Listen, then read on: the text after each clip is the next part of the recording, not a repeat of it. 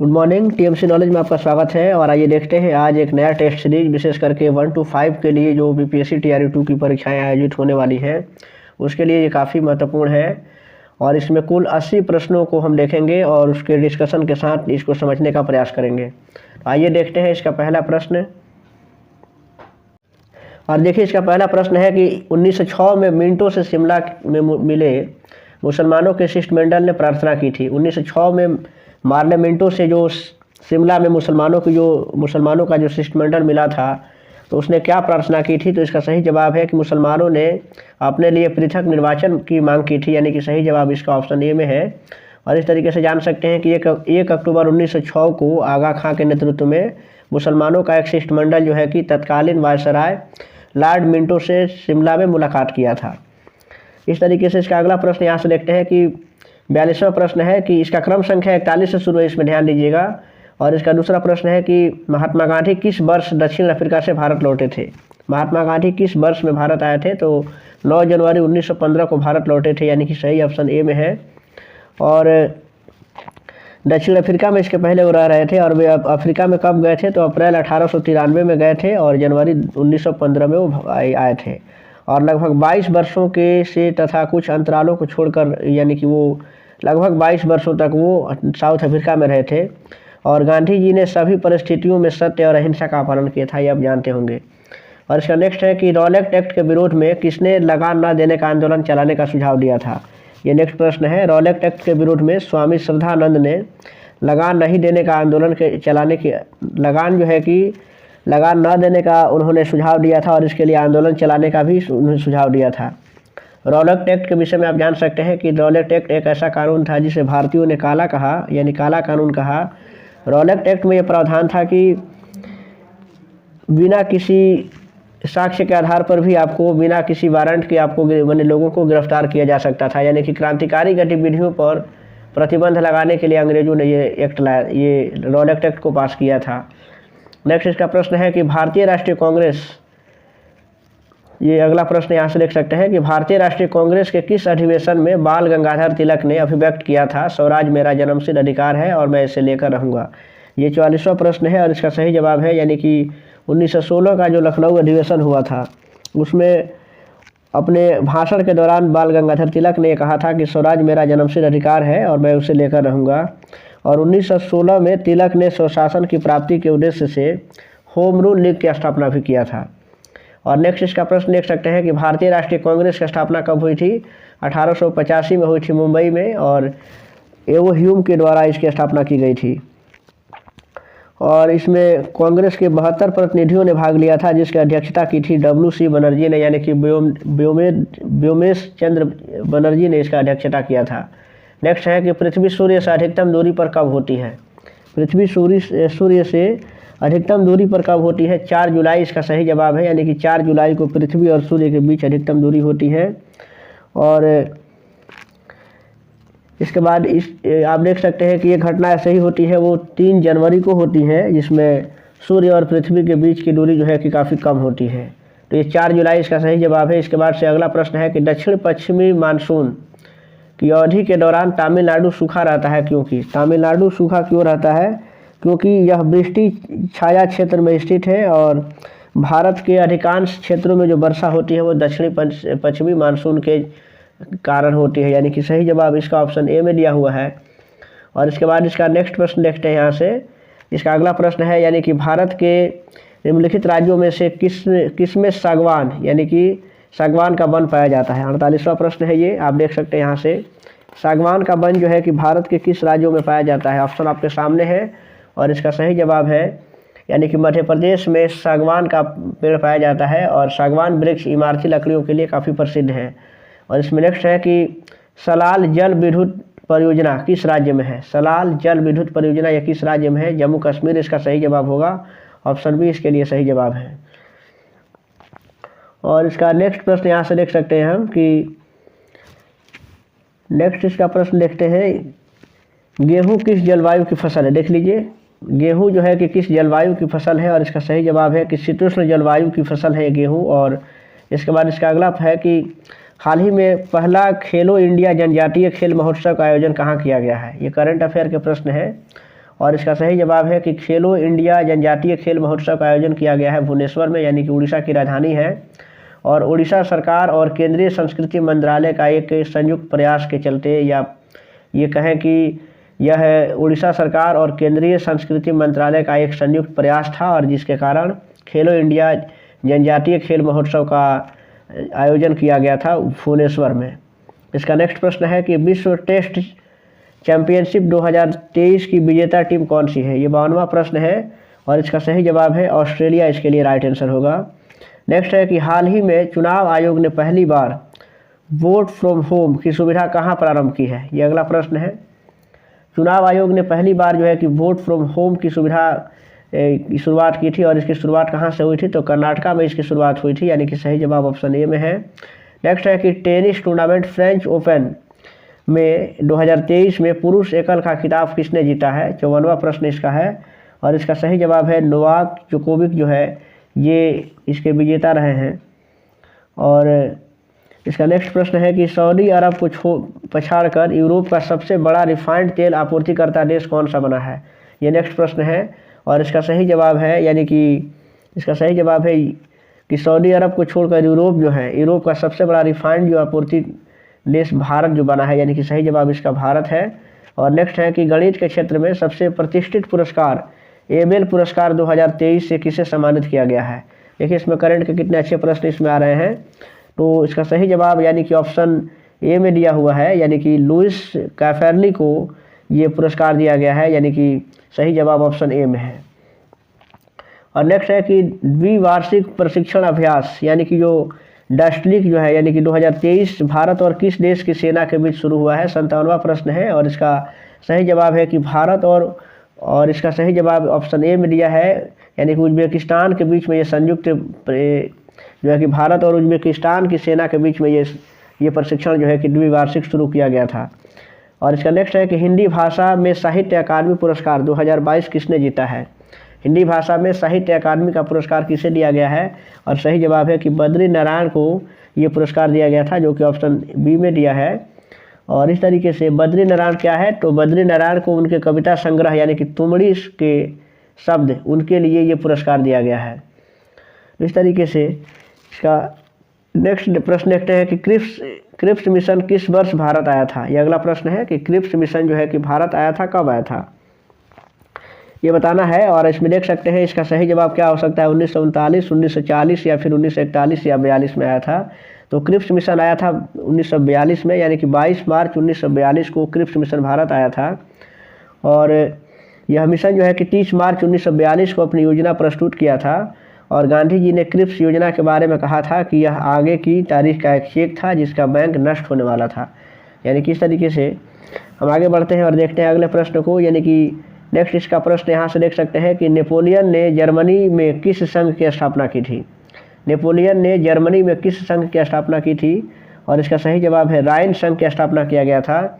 और जर्मनी में 300 छोटे छोटे राज्यों को मिला करके 29 राज्यों का एक राइन संघ बनाया गया था, यानी कि सही जवाब इसमें हो जाएगा, यानी कि ऑप्शन सी है, यानी कि राइन संघ की स्थापना किया था। और देखिए इसका नेक्स्ट प्रश्न है कि फ्रांस में स्वतंत्रता, समानता और बंधुत्व का नारा किस क्रांति में दिया गया था?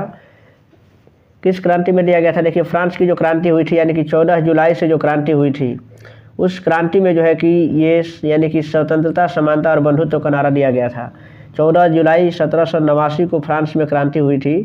और इसका नेक्स्ट प्रश्न है कि त्रिपिटक क्या है? ये देखिए अगला प्रश्न है, काफ़ी इंपॉर्टेंट है। त्रिपिटक क्या है? तो त्रिपिटक क्या है? तो बौद्ध साहित्य है, और बहुत बौद्ध साहित्यों में महात्मा बुद्ध के ज्ञान प्राप्त करने के समय से लेकर के और उनके महापरिनिर्वाण तक के प्रवचनों को संग्रहित किया गया है, और इसे ही त्रिपिटक के नाम से जानते हैं कि त्रिपिटक यानी कि एक प्रकार का बौद्ध साहित्य है। इसका नेक्स्ट प्रश्न है कि इलाहाबाद स्तंभ अभिलेख किस एक से संबंध है? इलाहाबाद का जो स्तंभ अभिलेख है वो किस एक से संबंध रखता है? और इसका सही जवाब है, यानी कि समुद्रगुप्त से इसका संबंध है, और समुद्रगुप्त के शासन के विषय में इसकी सूचना प्राप्त होती है इलाहाबाद स्तंभ से। इस तरीके से हम देख सकते हैं यहाँ से कि समुद्रगुप्त को आप इसके विषय में एक और बात जान सकते हैं कि समुद्रगुप्त को भारत का नेपोलियन भी कहा जाता है, और ये गुप्त वंश के शासक थे।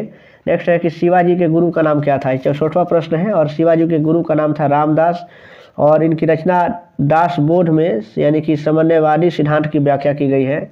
इस तरीके से आध्यात्मिक क्षेत्र में शिवाजी के जो आचरण पर गुरु रामदास का काफ़ी अधिक प्रभाव पड़ा था और वे धरकरी संप्रदाय के थे, धरकरी संप्रदाय के थे ये, और इसका सही जवाब है यानी कि रामदास इनका नाम था। नेक्स्ट है कि कोलकाता के सुप्रसिद्ध प्रेसिडेंसी कॉलेज पूर्व यानी कि पूर्व में इनको हिंदू कॉलेज कहते थे, उसकी स्थापना किसने की थी? 65वां प्रश्न है और इसका सही जवाब ऑप्शन बी में दिया गया है यानी कि राजा राम मोहन राय के द्वारा ये इस कॉलेज की स्थापना की गई थी, जो सुप्रसिद्ध कॉलेज था प्रेसिडेंसी कॉलेज। और नेक्स्ट यहाँ से प्रश्न है कि रामकृष्ण मिशन की स्थापना किसने की थी? 66वां प्रश्न है ये। रामकृष्ण मिशन की स्थापना की थी 1897 में स्वामी विवेकानंद ने, और रामकृष्ण परमहंस जो है कि उनके गुरु थे। और इस तरीके से सही जवाब इसका ऑप्शन बी में दिया हुआ है। नेक्स्ट यहाँ से प्रश्न है, देख लीजिए स्वामी विवेकानंद और ब्रैकेट में नरेंद्र नाथ दत्त लिखा गया है जो उनके बचपन का नाम था। और नेक्स्ट प्रश्न यहाँ से है कि हिमालय पर्वत श्रेणी की सर्वाधिक ऊंचाई पर स्थित दर्रा कौन सा है? हिमालय पर्वत श्रेणी की सर्वाधिक ऊंचाई पर कौन सा दर्रा स्थित है? काराकोरम इसके लिए सही जवाब होगा और इसकी जो कुल ऊंचाई है यानी कि वो 5654 मीटर है। 5654 मीटर इसकी कुल ऊंचाई है। और इसका नेक्स्ट प्रश्न यहाँ से देखते हैं कि निम्नलिखित में से कौन से देश की सबसे लंबी अंतर्राष्ट्रीय सीमा रेखा भारत से जुड़ी हुई है? भारत देश के साथ सबसे लंबी अंतर्राष्ट्रीय सीमा किस देश की है आपको बताना है। काफ़ी आसान सा प्रश्न है और इसका सही जवाब है यानी कि बांग्लादेश की सीमा जो है कि सबसे लंबी लगती है भारत के साथ, जो कि अंतर्राष्ट्रीय सीमा है। और इसकी कुल लंबाई कितनी है? तो 4096 किलोमीटर है। जबकि सबसे कम जो है कि वो अफ़गानिस्तान का है और अफ़गानिस्तान की सीमा भारत के साथ मात्र 106 किलोमीटर लंबी है। आपको बता दें कि भारत में 7 ऐसे देश हैं यानी कि भारत की मुख्य भूमि जो है वो 7 देशों के साथ अंतर्राष्ट्रीय सीमा बनाती है, जिसमें बांग्लादेश की सीमा सबसे ज़्यादा है यानी कि लंबी है और अफ़गानिस्तान की सीमा सबसे छोटी है। और इसके अलावा अन्य जो देश हैं यानी कि चाइना है, पाकिस्तान, नेपाल, म्यांमार और भूटान भी भारत के मुख्य भूमि से जुड़े हुए हैं। नेक्स्ट है कि दक्षिण भारत की सबसे ऊंची चोटी कौन सी है? दक्षिण भारत की सबसे ऊंची चोटी कौन सी है? अनायमुदे इसकी सही जवाब है इसका, और ये दक्षिण भारत की सबसे ऊंची चोटी है और जिसकी कुल लंबाई जो है कि वो 2695 मीटर है, जो अनामलाई की पहाड़ी पर स्थित है। और ये जो अनायमुदी पहाड़ी कहाँ स्थित है? तो तमिलनाडु राज्य में है। और इस तरीके से यहाँ से हम देख सकते हैं इसके अगले प्रश्न को, सिंधु नदी का उद्गम स्थल क्या है? ये देख लेते अगला प्रश्न है, सिंधु नदी का उद्गम स्थल कहाँ है? तो मानसरोवर झील के निकट है, तिब्बत में है, यानी कि सही जवाब ऑप्शन सी में दिया गया है। और यह नदी जो है कि पाकिस्तान के मध्य से होकर दक्षिण की ओर बहती हुई कराची के पूर्व अरब सागर में मिल जाती है। और इस तरीके से हम इसका अगला प्रश्न देखते हैं कि भारत में एकमात्र सक्रिय ज्वालामुखी बैरन द्वीप कहाँ स्थित है? 71वां प्रश्न है। और एकमात्र अगर देखें कि सक्रिय ज्वालामुखी बैरन द्वीप जो है वो अंडमान निकोबार द्वीप समूह में स्थित है। और बैरन द्वीप भारत का ही नहीं बल्कि दक्षिण एशिया का एकमात्र सक्रिय ज्वालामुखी है। और जो बंगाल की खाड़ी में स्थित अंडमान निकोबार द्वीप समूह के एक भाग है। और बैरन का अर्थ क्या होता है आप देख सकते हैं यहाँ से कि बैरन का अर्थ होता है कि बंजर होता है उसका मतलब, यानी कि जहाँ कोई नहीं रहता हो और इस द्वीप पर भी कोई मानव का बसाव नहीं है। इस तरीके से इसका नेक्स्ट है कि भारतीय संविधान के किस अनुच्छेद में छुआछूत के कलंक से समाज को मुक्त किया गया है? छुआछूत यानी कि अस्पृश्यता का अंत कब किस अनुच्छेद के तहत किया गया है? काफ़ी चर्चित प्रश्न है। और अनुच्छेद 17 के तहत भारतीय संविधान के द्वारा समाज से अस्पृश्यता का अंत किया गया है, यानी कि छुआछूत के कलंक से समाज को मुक्त कर दिया गया है। और इसका नेक्स्ट प्रश्न है कि निम्नलिखित सूचियों में से किसके अंतर्गत शिक्षा आती है? शिक्षा को किस सूची के अंतर्गत रखा गया है? 3 सूचियाँ हैं, केंद्र सूची, राज्य सूची और समवर्ती सूची। देखिए इसमें शिक्षा जो है वो समवर्ती सूची का विषय है, यानी कि शिक्षा पर केंद्र और राज्य दोनों ही सरकारें कानून बनाती हैं। तो इस तरीके से यहाँ पर हम देख सकते हैं कि जो देखिए 1935 का जो भारत शासन अधिनियम है उसके तहत समवर्ती सूची जोड़ा गया था। और भारतीय संविधान की 7वीं अनुसूची में 3 सूचियों का वर्णन किया गया है जो आपके सामने है, ऑप्शन में दिया हुआ है। और उसमें विषयों की संख्या अलग अलग रखी गई है। जैसे कि अगर राज्य सूची की बात करें यहाँ पे देख सकते हैं राज्य सूची में, तो राज्य सूची में अभी 59 विषय हैं, जबकि यहाँ पे 59 विषय हैं। और इसी तरह से समवर्ती सूची की बात करें तो समवर्ती सूची में पहले 47 विषय थे, लेकिन अब इसमें 52 विषय हैं, जबकि केंद्र सूची में या संघ सूची जिसको कहते हैं तो इसमें 98 विषय हैं। इस तरीके से इसका अगला प्रश्न यहाँ से देखते हैं कि मुख्यमंत्री के विरुद्ध अविश्वास प्रस्ताव किसके द्वारा पास किया जा सकता है। 74वां प्रश्न है और इसका सही जवाब है विधानसभा के द्वारा। और आप जानते हैं कि मुख्यमंत्री की नियुक्ति राज्यपाल करता है और वह विधानसभा में बहुमत दल या गठबंधन के नेता का मुखिया होता है। और इस तरीके से नेक्स्ट यहाँ से प्रश्न देखते हैं कि निम्न में से किस संविधान अनुच्छेद के अंतर्गत भारत के राष्ट्रपति मूल अधिकारों के कार्यान्वयन को स्थगित कर सकते हैं, अनुच्छेद 20 और 21 को छोड़ करके। इसका सही जवाब क्या हो सकता है, देख लीजिए, अनुच्छेद 359 इसका सही जवाब है। और इस अनुच्छेद के तहत राष्ट्रपति अनुच्छेद 20 और 21 को छोड़ करके मूल अधिकारों का कार्यान्वयन को स्थगित करते हैं। और ऐसी स्थिति कब आती है, ये स्थिति आती है कि जब देश में युद्ध या बाह्य आक्रमण की स्थिति हो या आपात घोषित होने पर ऐसी व्यवस्था की गई है। नेक्स्ट इसका प्रश्न है कि राज्य वित्त आयोग का गठन कौन करते हैं। राज्य वित्त आयोग का गठन कौन करता है, तो राज्यपाल के द्वारा इसका गठन किया जाता है और 5 वर्षों पर राज्यपाल राज्य वित्त आयोग का गठन करते हैं। नेक्स्ट इसका प्रश्न है कि किसी देश की प्रति व्यक्ति आय प्राप्त की जाती है कहाँ से। किसी देश की प्रति व्यक्ति आय प्राप्त की जाती है जनसंख्या से, राष्ट्रीय आय से। तो इसका सही जवाब यानी कि ऑप्शन सी में दिया हुआ है, यानी कि राष्ट्रीय आय तथा जनसंख्या दोनों से किसी देश की प्रति व्यक्ति आय प्राप्त की जाती है। और नेक्स्ट है कि जब किसी वस्तु के मूल्य में कमी आती है तब क्या होता है। मांग बढ़ जाती है, मांग घटती है, मांग स्थिर रहती है या फिर मांग घटती बढ़ती रहती है। तो जब किसी वस्तु के मूल्य में कमी आती है तो मांग बढ़ जाती है और मांग बढ़ने से वस्तु की कीमत में कमी आती है। तो इसका सही जवाब है यानी कि ऑप्शन ए होगा, मांग बढ़ जाती है। और नेक्स्ट है कि भारत में प्रथम औद्योगिक नीति घोषित की गई थी। पहली औद्योगिक नीति कब घोषित की गई थी, 1948 इसका सही जवाब है, जो कि ऑप्शन सी में दिया हुआ है। और इसका नेक्स्ट प्रश्न है कि किसी वस्तु के मूल्य में ह्रास होने से मांग, यानी कि किसी वस्तु के मूल्य में जब कमी होती है तो मांग पर उसका क्या असर पड़ता है। तो ऐसी स्थिति में मांग बढ़ जाती है। जब वस्तुओं के मूल्य कम होंगे तो जाहिर सी बात है कि उसकी मांग ज़्यादा होगी। और नेक्स्ट है कि भारत में राष्ट्रीय आय का प्राकलन किया जाता है। राष्ट्रीय आय का आकलन किसके द्वारा किया जाता है, तो राष्ट्रीय सांख्यिकी संगठन द्वारा भारत में राष्ट्रीय आय का प्राकलन किया जाता है। और यानी जिसको हम CSO कह सकते हैं, जिसको हम कहा जाता है यानी कि NSSO कहा जाता है। और इस तरीके से इसका मुख्यालय दिल्ली में अवस्थित है। इस तरीके से सही जवाब इसका ऑप्शन बी में दिया हुआ है। और नेक्स्ट है कि निम्न में से कौन प्राकृतिक आपदा नहीं है। इनमें से प्राकृतिक आपदा कौन नहीं है, आप देख सकते हैं। तो ऑप्शन आपके सामने है और देख लीजिए, आतंकवाद जो है ये प्राकृतिक आपदा नहीं है, बाकी जो भी ऑप्शन में दिया गया है इसके अतिरिक्त यानी कि सभी जो है कि प्राकृतिक आपदा है।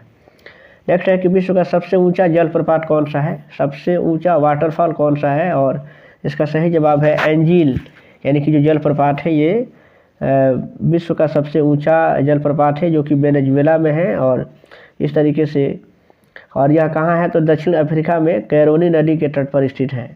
और इसका नेक्स्ट प्रश्न है कि यहाँ से अगला प्रश्न हम देख सकते हैं कि निम्नलिखित में से किसे जापान का मैनचेस्टर कहा जाता है। जापान का मैनचेस्टर किसे कहा जाता है, और इसका सही जवाब है यानी कि ओसाका है इसका सही जवाब, यानी कि ओसाका को जापान का मैनचेस्टर कहा जाता है। और नेक्स्ट है कि निम्नलिखित में से किस एक स्थान पर इंदिरा गांधी परमाणु अनुसंधान केंद्र स्थित है। इंदिरा गांधी परमाणु अनुसंधान केंद्र कहाँ स्थित है, और कल्पकम इसका सही जवाब होगा, यानी कि ऑप्शन सी इसके लिए सही जवाब है। और नेक्स्ट प्रश्न है कि भारत में जनसंख्या घनत्व की दृष्टि से बिहार का स्थान कौन सा है। भारत में जनसंख्या घनत्व की दृष्टि से बिहार का स्थान कौन सा है। बिहार पहले स्थान पर है और बिहार का जनसंख्या घनत्व भारत के राज्यों में सबसे ज़्यादा है, 1106 व्यक्ति प्रति वर्ग किलोमीटर। नेक्स्ट है कि बिहार के किस जिले में जनसंख्या का घनत्व सबसे ज़्यादा है। अब देखिए यहाँ पे बिहार के जिलों की बात कर रहा है कि बिहार के किस जिले में जनसंख्या का घनत्व सबसे ज़्यादा है, और इसका सही जवाब है कि बिहार में जो शिवहर जिला है उसका जनसंख्या घनत्व सबसे ज़्यादा है। और इस तरीके से ऑप्शन ए सही जवाब है। नेक्स्ट है कि बिहार के किस जिले में जनसंख्या घनत्व सबसे कम है। जनसंख्या घनत्व की बात करें अगर कम कहाँ है तो कैमूर यानी कि भभुआ जिला जो है, जहाँ पर जनसंख्या घनत्व सबसे कम है। और बिहार में वनों की बात करें अगर देख लीजिए, इसे एक जुड़ा हुआ तथ्य है कि बिहार में वन का जो प्रतिशत है बिहार में वो सबसे ज़्यादा कैमूर जिला में ही है। इसका सही जवाब ऑप्शन डी होगा। और नेक्स्ट इसका प्रश्न है कि प्रसिद्ध संगीतकार ए.आर. रहमान को निम्नलिखित में से किस गीत के लिए 52वां ग्रैमी पुरस्कार का अवार्ड दिया जा चुका है उनको। ये 89वां प्रश्न है और इसका सही जवाब है कि प्रसिद्ध जो संगीतकार है ए.आर. रहमान, उनको जय हो यानी कि जो गीत निकला था जय हो, इस गीत के लिए उनको 52वां ग्रैमी पुरस्कार से नवाजा गया था 2010 में। और इसका नेक्स्ट यहाँ से प्रश्न देखते हैं कि straight from the heart and autobiography निम्नलिखित में से किस खिलाड़ी की आत्मकथा है। और इसका सही जवाब है यानी कि कपिल देव, इसके लिए सही जवाब है, कपिल देव की आत्मकथा है ये। और नेक्स्ट प्रश्न है कि झूले पर, अब देखिए यहाँ से साइंस के प्रश्न शुरू हो रहे हैं कि झूले पर बैठे लड़की की गति किस प्रकार की है। झूले पर अगर कोई लड़की बैठी है तो उसकी गति किस प्रकार की गति होंगी। और इसका सही जवाब है आवर्ती गति है। आवर्ती गति हम जानते हैं कि एक निश्चित पथ पर अगर गति करती हुई कोई वस्तु जब एक निश्चित समय अंतराल के पश्चात बार बार अपनी घूर्णन गति को दोहराती है तो इसे आवर्ती गति कहते हैं। और नेक्स्ट है कि निम्नलिखित में से कौन सा तापमान का मात्रक नहीं है। तापमान का मात्रक कौन नहीं है। और इसका सही जवाब है पास्कल जो है वो तापमान का मात्रक नहीं है, जबकि पास्कल दाब का ऐसा मात्रक होता है।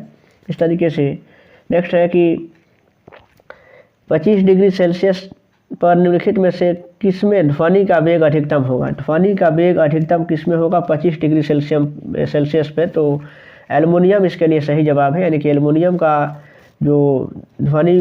में जो ध्वनि का वेग होगा वो सबसे ज़्यादा होगा 25 डिग्री सेल्सियस पर। और इसका नेक्स्ट प्रश्न है कि निम्नलिखित में से किस वर्ग में प्राणियों में सल्कों की कमी और त्वचा में स्लेम ग्रंथियाँ होती हैं, ये बताना है। इसका सही जवाब क्या है, देखिए उभयचर वर्ग के जो प्राणी होते हैं यानी कि जो उभयचर होते हैं उसके प्राणियों में सल्कों की कमी होती है और त्वचा में स्लेम ग्रंथियाँ पाई जाती हैं, जो कि ऑप्शन डी में दिख रहा है। देखिए यहाँ से ये साइंस का फिजिक्स का एक और प्रश्न है कि अवतल दर्पण में C और F के बीच वास्तविक उल्टा और सबसे छोटा प्रतिबिंब प्राप्त करने के लिए वस्तु को कहाँ रखा जाना चाहिए। और इसका सही जवाब है यानी कि वस्तु को C और अनंत के बीच में, यानी कि C यानी कि वक्रता केंद्र और अनंत के बीच में जब हम किसी वस्तु को रखते हैं तो अवतल दर्पण के द्वारा उसका सबसे छोटा प्रतिबिंब बनेगा, वास्तविक बनेगा और उल्टा भी बनेगा। आप जानते हैं कि अगर किसी अवतल दर्पण में अगर किसी वस्तु की स्थिति अगर अनंत पर होती है तो उसका जो प्रतिबिंब बनता है वो फोकस पे बनता है, जबकि अगर फोकस पे कोई वस्तु रहती है तो उसका प्रतिबिंब अनंत पर बनता है। जबकि वक्रता केंद्र यानी कि C पर अगर किसी वस्तु को हम रखते हैं तो उसका प्रतिबिंब भी C पर यानी कि वक्रता केंद्र पर ही बनता है और वस्तु के बिल्कुल बराबर बनता है। और इसका नेक्स्ट यहाँ से प्रश्न है कि फूल के नर प्रजनन भाग को क्या कहा जाता है। ये नेक्स्ट प्रश्न है, यानी कि फूल का जो नर प्रजनन भाग होता है उसे पुंकेसर कहते हैं, जबकि जो उसका जो मादा भाग होता है उसे स्त्री केसर कहते हैं। इस तरीके से सही जवाब इसका ऑप्शन डी है। और नेक्स्ट है कि एक दोहरी अपघटन अभिक्रिया के दौरान अभिकारकों के बीच क्या आदान प्रदान किया जाता है। 97वां प्रश्न इसका है और आप देख सकते हैं इसका सही जवाब है आयनों का आदान प्रदान होता है। और नेक्स्ट है कि गमले में लगे हुए पौधे ज़्यादा पानी देने से मर जाते हैं, क्यों। ऐसा क्यों होता है कि गमले में अगर ज़्यादा पानी अगर दिया जाए तो पौधे मर जाते हैं, क्योंकि इसकी जड़ें सांस नहीं ले पाती हैं। इस तरीके से ऑप्शन डी इसके लिए राइट आंसर है। और जड़ें मुख्य रूप से मृदा में उपस्थित ऑक्सीजन को अवशोषित करती हैं और जड़ें जो है कि भूमि से जल का अवशोषण करती हैं और पराशरण विधि से ये जल का अवशोषण करती हैं। और इस तरीके से इसका नेक्स्ट है कि गर्भाशय में भ्रूण को पोषण प्रदान करने वाले ऊतक कौन से हैं। ये देखिए 99वां प्रश्न है और इसका सही जवाब है प्लेसेंटा, इसका सही जवाब होगा। यानी कि प्लेसेंटा जो है गर्भाशय में भ्रूण को पोषण प्रदान करने का काम करते हैं। और इस तरीके से यहाँ से हम नेक्स्ट प्रश्न को देख सकते हैं। यहाँ से इसका 100 प्रश्न यहाँ से देखते हैं कि दो अस्थियाँ एक दूसरे से किसी अन्य संयोजी ऊतक द्वारा जुड़ी हो सकती हैं, इसे क्या कहा जाता है, देख सकते हैं। और इसका सही जवाब है यानी कि इसे स्नायु कहते हैं। और नेक्स्ट इसका प्रश्न है कि किसी बंदूक से बुलेट दागे जाने पर बुलेट की गतिज ऊर्जा निम्न में से क्या होती है, ये बताना है। तो ये किसी बंदूक से जब बुलेट दागे जाने पर बुलेट की जो गतिज ऊर्जा होती है बंदूक की तुलना में अधिक होती है। यानी कि सही जवाब ऑप्शन सी में दिया है। और आप ये भी जान सकते हैं कि अगर बंदूक के संबंध में एक बात देखें कि न्यूटन का जो थर्ड लॉ होता है, यानी कि न्यूटन का जो तीसरा गति नियम होता है कि बंदूक से जब हम गोली छोड़ते हैं तो बंदूक भी उतनी ही तेज़ी से पीछे की ओर झटका देती है और ये न्यूटन के तृतीय गति नियम के कारण ऐसा होता है। और नेक्स्ट है कि जीवाश्म ईंधन जलने पर मुक्त कार्बन, नाइट्रोजन और सल्फर डाइऑक्साइड क्या कहलाता है? 109वां प्रश्न है, इसका देख लिए 102 है और इसका सही जवाब है कि उसे जो है कि अम्लीय ऑक्साइड के नाम से जानते हैं, यानी कि ऑप्शन इसमें ए दिया हुआ है। और इसका नेक्स्ट प्रश्न यहाँ से देखते हैं कि निम्नलिखित में से किसकी गंध सड़े हुए अंडे जैसे होती है? देख सकते हैं आप, किसकी जो गंध है यानी कि जो जिसका स्मेल है वो सड़े हुए अंडे की तरह होती है, आपको बताना है। आप ऑप्शन देख सकते हैं और इसका सही जवाब है कि हाइड्रोजन सल्फाइड, यानी कि जो H2S होता है, हाइड्रोजन सल्फाइड जो आपको ऑप्शन सी में दिया है, यानी कि H2S। और इसकी जो गंध होती है वो सड़े हुए अंडे जैसे होती हैं और एक अपचायक होने के कारण हैलोजन को हाइड्रो अम्ल में ये अपचायित करता है। और यह जो है कि एक रंगहीन है और बहुत विषैली गैस है, ज्वलनशील भी है और विस्फोटक और संरक्षक भी होता है। इस तरीके से आप यहाँ पे देख सकते हैं दूसरा जो ऑप्शन दिया हुआ है, हालांकि इसका ऑप्शन इसमें ऑप्शन सी सही है, जबकि इसमें जो नाइट्रस ऑक्साइड है आप देख सकते हैं, उसे नाइट्रस ऑक्साइड को ये जो है कि उसे लाफिंग गैस के भी नाम से जानते हैं। और नाइट्रस ऑक्साइड का उपयोग कहाँ होता है? तो ये दर्द से राहत के लिए किया जाता है इसका उपयोग। और इसका नेक्स्ट प्रश्न है कि पैराफिन मोम जलने पर सिकुड़ता है क्योंकि मोम का गलनांक, ये बताना है कि मोम का गलनांक के विषय में कौन सा कथन ये सही है? ऑप्शन सी है, यानी कि मोम का गलनांक दाब बढ़ने पर बढ़ता है ये। और नेक्स्ट है कि कर्क, ये बताना है कि कर्क निम्न में से किससे प्राप्त होता है? 105वां प्रश्न है और कर्क जो है कि वो प्राप्त होता है, यानी कि ओक की लकड़ी से कर्क प्राप्त होता है। और इस तरीके से आप यहाँ से देख सकते हैं कि इसका नेक्स्ट है कि किस हिमालयी जंतु को आउंस भी कहा जाता है? आउंस के नाम से किसे जाना जाता है? कौन सा हिमालयी जो है कि वो जंतु है? तो हिमालयी चीता को आउंस के नाम से जानते हैं। और चीता का जो वैज्ञानिक नाम होता है, यानी कि एसिनोनिक्स जुबेट्स के नाम से जानते हैं इसे। और अब जानते हैं कि चीता जो है वो यानी कि धरती पर सबसे तेज दौड़ने वाला जानवर है। और इस तरीके से नेक्स्ट इसका प्रश्न है कि एक कमरे में पंखा चल रहा है और कमरे की वायु का ताप पर हवा का प्रभाव होगा।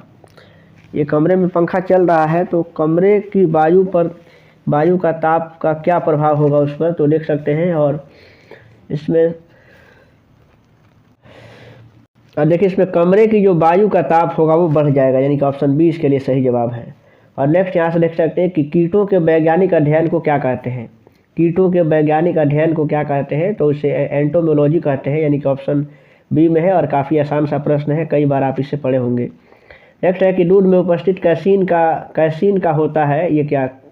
दूध में उपस्थित कैसीन जो दिया हुआ है, यानी कि कैसीन में क्या होता है? तो प्रोटीन पाया जाता है, यानी कि सही जवाब इसका ऑप्शन इसमें सी हो जाएगा। और नेक्स्ट इसका है कि इकोलॉजी शब्द किस भाषा के शब्द, यानी कि किस भाषा के शब्द से बना हुआ है? ये बताना है। ये देखिए, इकोलॉजी जो शब्द है ये यूनानी भाषा का शब्द है और वो जो है कि ओकोलॉजी से बना हुआ है, यानी कि सही जवाब ऑप्शन ए में दिया हुआ है। और देखिए यहाँ से ट्यूबरक्लोसिस जो है के विरुद्ध मुख्यतः कौन सी वैक्सीन का प्रयोग किया जाता है? ट्यूबरक्लोसिस, यानी कि जिसे हम क्षय रोग के नाम से भी जानते हैं, यानी कि टीबी की जो बीमारी है, यानी कि ट्यूबरक्लोसिस कहते हैं। तो आखिर उसके विरुद्ध उसके कौन सी दवा, कौन सी वैक्सीन का प्रयोग उसके लिए किया जाता है? और इसका सही जवाब है कि BCG का जो है उसमें प्रयोग किया जाता है। तो इस तरीके से ऑप्शन ये सही जवाब है इसके लिए। और नेक्स्ट है कि यदि किसी दर्पण की फोकस की लंबाई 15 है तो दर्पण किस प्रकार का होगा? प्लस में दिया हुआ है, यानी कि इसकी जो फोकस की लंबाई है वो धनात्मक है, तो वो किस प्रकार का दर्पण होगा आप देख सकते हैं। और तो इसके लिए ये उत्तल दर्पण होगा, क्योंकि उत्तल दर्पण का जो फोकस होता है वो धनात्मक होता है, जबकि अवतल दर्पण की जो फोकस दूरी होती है वो ऋणात्मक होती है। और इसका नेक्स्ट यहाँ से प्रश्न देखते हैं हम कि वे वस्तुएं जो अपना स्वयं का प्रकाश उत्पन्न नहीं करती हैं उसे क्या कहते हैं? तो ऐसी वस्तुएं जो स्वयं अपना प्रकाश उत्पन्न नहीं कर सकती हैं उसे जो है कि गैर दीप्त वस्तुएं कहते हैं, यानी कि अदीप्त वस्तुएं उसे कह सकते हैं, जबकि दीप्त वस्तुएं होती हैं जो स्वतः अपना प्रकाश निकालती हैं। नेक्स्ट है कि कांटेदार वनों और झाड़ियों की जलवायु परिस्थितियाँ निम्नलिखित में से किस पौधे की प्रजाति के लिए सबसे आदर्श है? ये बताना है। और इसका सही जवाब है, यानी कि जो यूफोर्बिया है, यूफोर्बिया के लिए ये सबसे आदर्श माना जाता है। और इसका नेक्स्ट है कि मानव शरीर की लार में निम्नलिखित में से कौन सा एंजाइम पाया जाता है जो स्टार्च को साधारण शर्करा में तोड़ देता है। इसका सही जवाब है यानी कि मानव के शरीर में लार में ये पाया जाता है। क्या इसमें देख सकते हैं कौन सा एंजाइम पाया जाता है, तो ऑप्शन डी में दिया हुआ है यानी कि एमाइलेज पाया जाता है। और ये क्या करता है कि स्टार्च को साधारण शर्करा में तोड़ देता है। और नेक्स्ट इसका प्रश्न है कि निम्न में से कौन जीवित जीवों के क्षेत्र और पर्यावरण के साथ उसके पारंपरिक व्यवहार को इंगित करता है। 116वां प्रश्न है और इसका सही जवाब है ऑप्शन सी यानी कि जीवमंडल। इस तरीके से अब कुछ प्रश्न यहाँ पर और हैं, आप देख सकते हैं। और इसमें देखिए अगला प्रश्न है कि सावी यानी कि क्वाशियोरकर से पीड़ित है और यह निम्नलिखित में से किसकी कमी के कारण होता है। यानी कि क्वाशियोरकर की जो बीमारी है वो किसकी कमी के कारण होता है, यानी कि ये होता है ये प्रोटीन की कमी से होता है। और इसका मुख्य लक्षण होता है कि उसमें ऊतक में बहुत अधिक तरल पदार्थ होता है और उसमें और त्वचा के नीचे सूजन इसमें बन जाता है। और इस तरीके से इसमें नेक्स्ट है कि निम्नलिखित में से कौन सी ग्रीन हाउस गैस वातावरण में सर्वाधिक प्रचुर मात्रा में है। ग्रीन हाउस गैस जिसमें कार्बन डाइऑक्साइड भी है, तो इसमें बताना है कि ये कौन सी जो इसमें गैस है वो सबसे ज़्यादा है। तो देखिए जलवाष्प की मात्रा जो है, क्योंकि जलवाष्प भी ग्रीन हाउस गैसों का ही एक कह सकते हैं कि एक इसका घटक है। तो जलवाष्प की मात्रा जो है कि वातावरण में सर्वाधिक यानी कि सबसे ज़्यादा है। नेक्स्ट इसका प्रश्न है कि 119वां प्रश्न है कि वो कौन सा पौधा है जिसकी पत्तियां रंग बिरंगी होती हैं और जिसका इस्तेमाल किसानों द्वारा यह जानने के लिए किया जाता है कि खेत की ज़मीन गीली है अथवा सूखी।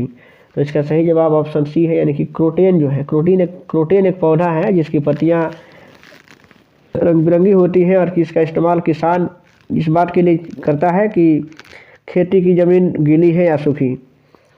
तो इस तरीके से नेक्स्ट इसका प्रश्न है कि कोयले का जलना किस प्रकार की अभिक्रिया का उदाहरण है।